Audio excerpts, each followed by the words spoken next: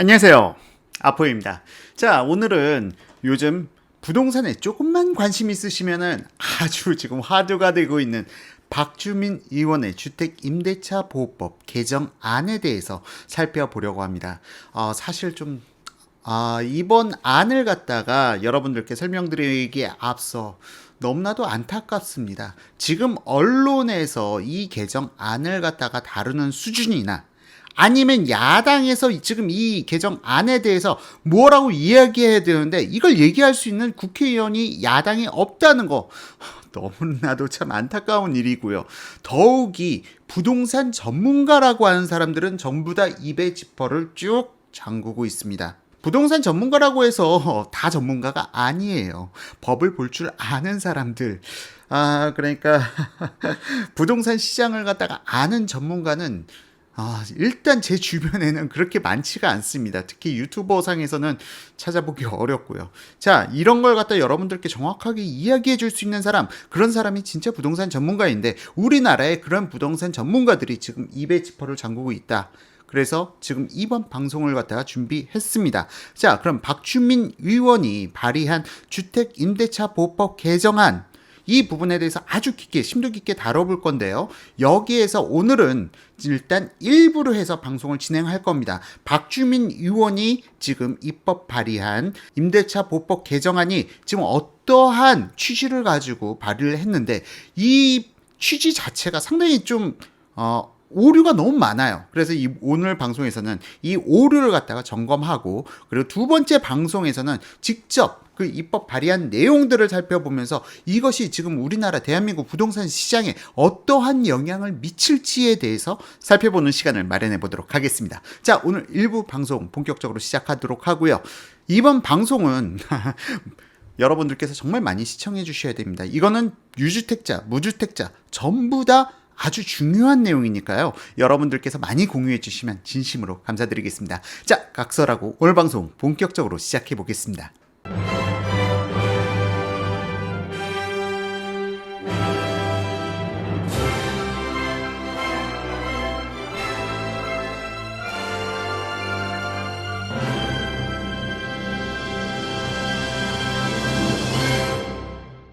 자, 지금 오늘 방송에서는 여러분들께서 제 방송을 꾸준히 봐오신 분들은 이해가 쉬우실 거예요. 아주 쉬울 텐데 제 방송을 갖다가 보신 지 얼마 안 됐다, 뭐 한 2, 3개월 정도밖에 안 됐다 싶으신 분들은 처음 듣는 분들도 많을 겁니다. 이 내용에 대해서요. 자, 그럼 본격적으로 한번 제가 입법 발의한 내용을 갖다가 띄워드리고 이걸 보면서 한번 살펴보도록 하겠습니다. 주택임대차보호법 일부 개정 법률안, 박주민 의원 대표 발의했고요. 의안번호 285번. 6월 9일에 발의를 하셨습니다. 그리고 발의자 박주민, 전예숙, 안규백, 이탄희, 이수진 이상 22명인데요. 개인적으로 이 22분은 과연 국회의원으로서의 자격이 있는지조차도 좀 상당히 의심스럽습니다. 지금 제가 이렇게 발언하는 내용에 대해서 여러분들께서는 아니, 국회의원이 입법 활동하는데 왜 이렇게 먼저 태클을 걸고 시작하십니까? 라고 말씀하실 수 있는 분들도 있는데요. 한번 들어보시죠. 들어보시고 이분들이 정말 이 입법안을 읽어보기는 했는가, 한 번이라도 검증은 했는가 라는 부분에 대해서 여러분들이 제 주장을 듣고 나신다면 이 사람들 정말 국회의원 맞아? 입법하는 사람들이 수준이 정말 이것밖에 안 돼? 라는 생각이 드실 겁니다. 자, 먼저 첫 번째, 제가 이렇게까지 말씀드린 이유, 일단 입법 취지가 나옵니다. 제한 이유, 우리나라 전체 가구 중 주택의 자가점유율은 2008년 56.4%, 2010년 54.3%, 그리고 2012년 53.8%, 그리고 2014년 53.6%로 지속적으로 하락하는 반면 임차 가구 비율은 점점 늘어나고 있음. 자, 지금 이 내용 참 재미있어요. 재밌는 게 뭐냐면 2008년 얘기하고요. 2008년 56.4%예요. 그리고 2010년, 2012년, 2014년 얘기하고 왜 그 뒤로는 얘기하지 않나요? 왜 2016년은 얘기하지 않았을까요? 그리고 2018년, 2019년은요. 최근에 내용을 싹 다 빼먹었어요. 빼먹은 이유가 바로 뒤에서 나옵니다. 자, 지금 첫 도입부부터 오류, 이 초록색 글씨는 제가 쓴 겁니다. 이 검은색 글씨는 원한 그대로고요. 첫 도입부부터 오류. 현재 2019년 주거 실태 조사 기준 자가 점유 비율은 2016년 56.8%. 자, 보세요. 지금 여기서 보면요. 2008년부터 56.4%에서 53.6%로 지금 3%나 떨어졌다. 그래서 임차 가구 비율이 늘어나고 있다라고 얘기하고 있는데 2016년 56.8%로 이미 2008년 수준을 갖다 넘어섰어요. 자가 점유 비율이요. 그러니까 내 집에서 내가 살고 있는 비율이 56.8%로 56.4%, 2008년 최고치를 갖다가 2016년에 넘어섰습니다. 그리고 계속 자가 점유 비율은 높아지고 있어요. 2018년 57.7%, 2019년 58%, 2019년 58%까지 늘어났어요. 자, 이게 바로 2019년 주거 실태 조사 기준입니다. 지금 박주민 의원이 인용한 자료도 주거 실태 조사인데 2014년까지밖에 기록 안 했어요. 자, 지금 자가 점유 비율이 높아지고 있는데 이걸 의도적으로 감춘 거죠. 아닐까요? 의도적으로 감춘 게 아니라 박주민 의원은 2014년까지 자료밖에 안 가지고 있었던 걸까요? 자, 어쨌든 이 제안 이후 첫 번째 문장부터가 국민을 기망하고 있습니다. 자가 점유 비율이 계속 점차 하락하고 있어서 임차 가구 비율은 점점 늘어나고 있음인데 이거는 2014년까지 일이고요. 2016년부터 늘어났다고요. 자가 점유 비율이 늘어나고 임차 가구 비율은 감소하고 있는 게 정확한 표현이죠. 자, 어쨌든 제안 이후 첫 번째 문장부터 이런 오류가 있는데 지금 이 22명의 국회의원은 이 내용을 검증해보지 않은 겁니다. 아니, 왜 2014년까지밖에 없지? 물어보지도 않은 거예요. 물어봤다면은 지금 이렇게 도입부가 시작될 수가 없는 거죠. 자, 그리고 여기서 한 가지 또 한번 짚고 넘어가야 될 부분이 지금 투기꾼이 집을 사가지고 주택가격이 폭등했다면서요. 투기꾼이 집을 샀으면은 맞아요. 이 주장이 맞는데 아니 그러면은 자가 점유 비율이 줄어들어야지. 투기꾼이 계속 집 사가지고 주택가격이 폭등했다면 근데 어떻게 자가 점유 비율 내가 내 집에서 사는 비율은 점점 더 늘어. 임차 가구 비율은 줄어들고 자, 그러니까 여기 첫 번째 문장에서부터 현 정부의 지금 잘못된 주장을 갖다가 승계하기 위해서 지금 이 주장을 하고 있는데 아포유가 지속적으로 말씀드려왔잖아요.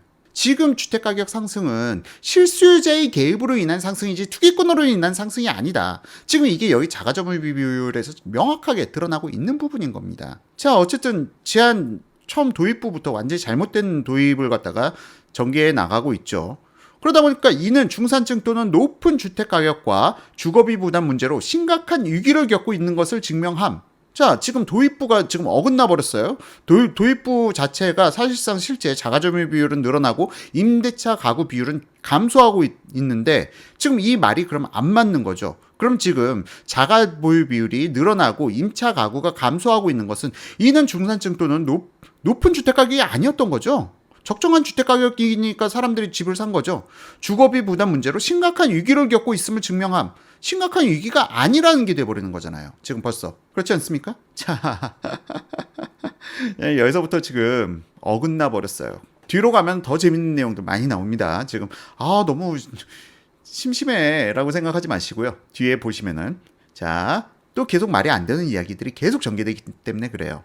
이러한 임차 가구의 주거 불안정과 가계 부담의 심화는 단순히 임차 가구의 고통에만 머물지 않고 우리 경제의 민간 소비와 내수 경제의 위축으로 연결되고 자, 이거 매우 중요합니다. 우리 경제의 민간 소비와 내수 경제의 위축으로 연결되고 우리 사회의 계층 간 위화감이 심화되어 사회 통합에 큰 장애를 주고 있을 뿐더러 후속 세대의 재생산을 어렵게 하는 중요 원인 중 하나이므로 사회적 차원에서의 해결이 절실한 상황임이라고 이야기했는데 아주 재미있는 통계가 이 내용을 갖다 전면 반박하고 있습니다.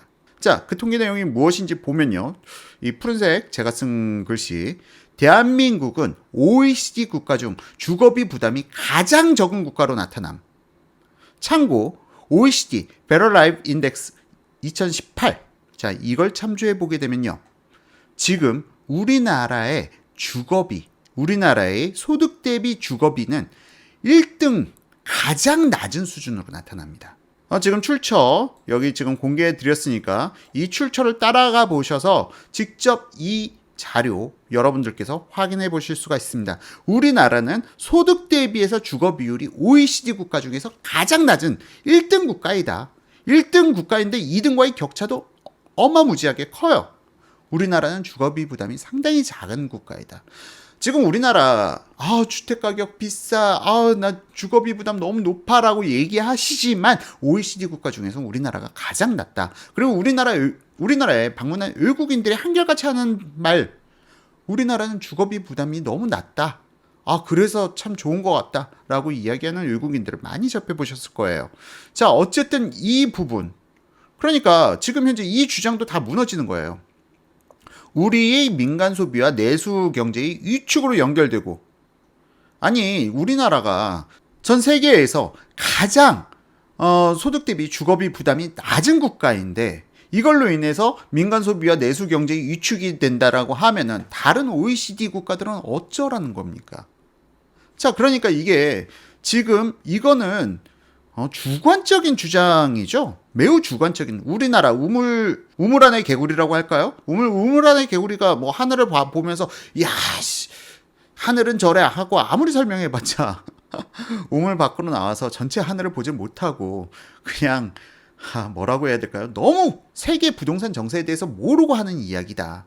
우리 객관적 비교가 완전히 되어 있지 않다라는 부분을 나타내고 있습니다. 자, 다음으로 우리나라 국민들이 겪고 있는 단기 임차로 인한 주거 불안정과 임대료의 지속적 상승이나 단기간에 급속한 폭등에 대처하기 위해 독일, 프랑스, 영국, 일본, 미국, 뉴욕시, LA시, 워싱턴 DC 등 해외 선진국은 대도시를 중심으로 임대차 갱신, 공정 임대료, 분쟁 조정 제도, 인상률 상한선의 체제를 갖춘 임대차 안정화 정책을 이미 오래전부터 시행하고 있다. 자, 우리나라는 그럼 이게 안 되고 있나요? 이게 안 되고 있는데 우리나라가 주거비 부담이 가장 낮아요. 이거 어떻게 설명해야 돼요? 자, 이걸 어떻게 설명해야 됩니까? 자, 여기에 대해서 제가 또 적어놓은 걸 갖다 읽어드리면요. 이 사례의 국가들과 우리나라를 직접 비교하기에는 너무나도 큰 무리가 있음. 해당 국가들의 경우 전세제도가 없으며, 이거 아주 중요해요. 전세제도. 우리나라만 유일무이하게 있는 전세제도. 뭐 인도가 또 우리나라와 비슷한 전세제도가 전 세계에서 있다라고 하는데요. 인도는 좀 많이 달라요. 인도는 좀 많이 다르고요. 시장경제 체제가 아닙니다. 인도는. 인도에 있다고 하지만 인도를 제외하고는 우리나라가 전 세계에서 유일한 전세제도를 가지고 있는 국가입니다. 자, 어쨌든 이어서 모두 월세제도를 가지고 있으며 오히려 높은 보증금을 제한하고, 중요한 대목 또 나와요. 높은 보증금을 제한하고 월세를 높이는 정책을 쓰고 있어요. 이들 선진국들에서는 보증금 비율을 너무 높게 못 가져가게 오히려 제한하고 있어요. 자, 그럼 어떻게 되죠? 월세가 많아지죠? 월세가 많아지면 어떻게 되죠? 그렇죠. 주거비 부담이 늘어나게 되는 거죠. 주거비 부담이 늘어나면서 내 집 마련은 점점 더 어려워지게 되는 거죠. 자, 어쨌든 완전히 지금 박주민 의원이 주장하고 있는 내용은 완전히 지금 박살나고 있는 겁니다. 저한테. 상기 국가들의 주거 비용은 매우 높은 상황임. 가계소득 대비 주거비용 순위를 갖다가 40개국 대상 OECD Better Life 인덱스 기준으로 봤을 때 독일 17위, 40개국 중에 프랑스 23위, 영국은 39위, 일본 27위, 미국이 그나마 좀 높네요. 9위. 자, 어쨌든 이 내용을 봤을 때 우리나라는 지금 너무나도 주택 임대차 시장이 안정화돼 있고 소득 대비 주거비용이 상당히 낮은 국가라는 거. 그리고 오히려 이렇게 임대차 보호법을 강화시키는 나라들은 소득 대비 주거 안정성이 상당히 떨어진다는 반증을 나타내고 있죠. 그렇기 때문에 우리나라보다 못한 체제를 가지고 있는 국가들을 우리나라가 쫓아간다는 것은 말이 안 되는 거예요. 말이 안 되는 거죠. 그렇지 않습니까? 자, 다시 개정안 입법 취지를 갖다 보게 되면은 나라마다 조금씩 차이는 있지만 해외의 임대차 안정화 정책은 공통적으로 임대차 갱신 제도를 통한 장기 안정 임대차를 지향하면서 자, 여기에 대해서도 뒤에서 제가 반박하겠습니다. 임대차 갱신 시에는 물가 인상이나 임대인의 조세, 공과금 부담의 변경이나 경제 사정의 변화 등을 감안하여 지방자치단체가 임대료를 조정하기 위한 가이드라인으로 고시하는 표준 임대료로 임대료 조정하도록 하거나 임대차 갱신 시 임대료를 조정함에 있어서 그 인상폭이 지나치게 높지 못하도록 인상률 상한선을 두고 있습니다. 뭐 앞서 말씀하신 독일 같은 경우가 3년에 20%죠. 우리나라는 실질적으로 2년에 5%로 제한하고 있지만 사실상 2년에 5%? 1년에 5%로 제한하고 있지만 사실상 뭐 2년에 5%인 수준이죠. 자, 독일 같은 경우는 3년에 20%라고요. 자, 그럼 이에 대해서 제가 다시 한번 반박해서 쓴 글을 갖다 보시게 되면은 비교 국가들의 사례와 다른 점은 우리나라의 경우 2, 3주택자들이 임대 비율이 높은 반면 상기 비교 국가들의 경우 20에서 30채 이상의 기업형 임대가 활성화되어 있어 우리나라와 비교하기에는 대단한 무리수가 존재함. 자, 이들 국가에서는 2, 30채 이상의 기업형 임대가 상당히 활성화되어 있습니다. 그러니까 아파트 한 동을 가지고 있어, 자기가. 아파트 한 동을 가지고 있으면서 임대를 놓는 거야. 근데 우리나라는 어떻죠? 완전히 반대의 상황이죠. 그렇지가 않죠. 1가구 2주택자들 혹은 3주택자들 비율이 가장 높죠, 우리나라에서. 그럼 물론 1주택자를 제외하고 2주택자 비율이 가장 높고 그 다음 3주택자 비율이 높습니다. 자, 이들이 임대하는 시장, 그러니까 기업형이 안 돼 있어요. 근데 기업의 목적은 뭐죠? 영리 추구죠. 자, 그러면은 우리나라는 지금 그런 영리 추구 목적이라기보다는 글쎄요, 뭐라고 해야 될까요? 주택의 가격, 그러니까 화폐 가치 하락에 대해서 해칭하는 목적을 가지고 주택을 갖다가 보유하는 겁니다. 자, 어쨌든 그럼으로 인해서 오히려 임대차 시장에 전세라는 개념이 도입되었고, 이 전세라는 개념으로 인해서 오히려 전세와 월세 간의 경쟁을 하면서 주택시장이 안정화되는 효과를 가져다 주고 있습니다. 이 부분에 대해서는 제가 뒤에서 다시 한번 또 언급드릴게요. 박주민 의원의 이 법률안이 통과되면 우리나라에 어떠한 부동산 시장의 지각 변동이 나타나는지에 대해서는 뒤에서 그러니까 2부 영상에서 다시 더 깊이 있게 다뤄드리도록 하겠습니다. 자, 어쨌든 지금 여기서 봤을 때 여러분들께서 우리나라와 해외 부동산 시장 간에는 상당히 큰 차이가 있다는 걸 보셨을 거고요. 더욱이 우리나라는 주거비 부담이 OECD 국가 중에서 가장 낮다는 사실도 이미 제 기존 방송 보신 분들은 아시겠지만 새롭게 아신 분들도 있으리라 생각합니다. 자, 이해주택 임대차 계약 기간이 만료됐을 때 임차인이 계약갱 신청권을 행사할 수 있도록 하며 갱신된 경우에 증액 청구는 현재 주택임대차보호법 시행령에서 정하고 있는 5% 이하의 범위에서 대통령령으로 정하는 비율을 초과하여 할 수 없도록 하며 쭉 이 내용이 있는데요. 이거는 뒤에서 그러니까 입법 내용을 갖다 살펴보면서 여러분들께 이 입법 내용이 앞으로 우리나라 부동산 시장에 불러올 지각 변화가 어떻게 나타날 것인지 그 부분을 다루면서 여러분들께 설명을 드리도록 하겠습니다. 자, 1부 방송은 여기까지 하고요. 2부 방송에서 지금 입법 내용에 대해서 구체적인 사항들, 그리고 이 입법 내용에서 감춰진 속뜻, 그리고 또한 이걸로 인해서 우리나라 부동산 시장이 만에 하나 이게 입법이 되고 이게 시행되게 된다면 우리나라의 부동산 지각 변동이 어떻게 나타날 것인지, 과연 임차인들에게 천국이 나타날 것인지 그 부분까지 한번 짚어드리도록 하겠습니다. 자, 이상으로 이번 방송 마치고요. 2부 방송 많은 기대 부탁드립니다. 지금까지 시청해주신 분들께 감사드립니다.